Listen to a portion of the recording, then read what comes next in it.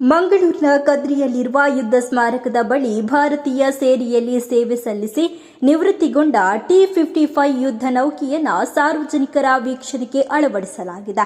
ಭಾರತ ಪಾಕಿಸ್ತಾನ ಯುದ್ಧದಲ್ಲಿ ಮಹತ್ವದ ಪಾತ್ರವನ್ನು ವಹಿಸಿದ್ದ ಈ ನೌಕೆ ನಗರದ ಕದ್ರಿ ಪಾರ್ಕ್ ಸಮೀಪದ ಸರ್ಕ್ಯೂಟ್ ಹೌಸ್ ಆವರಣದಲ್ಲಿರುವ ಯುದ್ಧ ಸ್ಮಾರಕದ ಬಳಿ ಸ್ಥಾಪಿಸಲಾಗಿದೆ.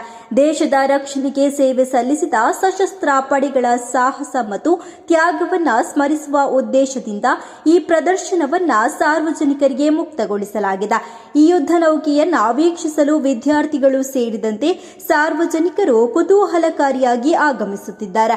ಆ ಮೂಲಕ ಭಾರತೀಯ ಸೇನೆಯ ಶೌರ್ಯ ಮತ್ತು ದೇಶಭಕ್ತಿಯ ಇತಿಹಾಸವನ್ನ ಅರಿಯುವ ಅವಕಾಶ ಅವರದಾಗಲಿದೆ. ಇನ್ನು ಕದ್ರಿ ಯುದ್ಧ ಸ್ಮಾರಕಕ್ಕೆ ಭೇಟಿ ನೀಡುವವರಿಗೆ ಇದು ಪ್ರಮುಖ ಆಕರ್ಷಣೆಯಾಗಿದ್ದು, ದೇಶಕ್ಕಾಗಿ ಪ್ರಾಣ ತ್ಯಾಗ ಮಾಡಿದ ವೀರ ಯೋಧರಿಗೆ ಗೌರವ ಸಲ್ಲಿಸುವ ಸಂಕೇತವೂ ಆಗಿದೆ.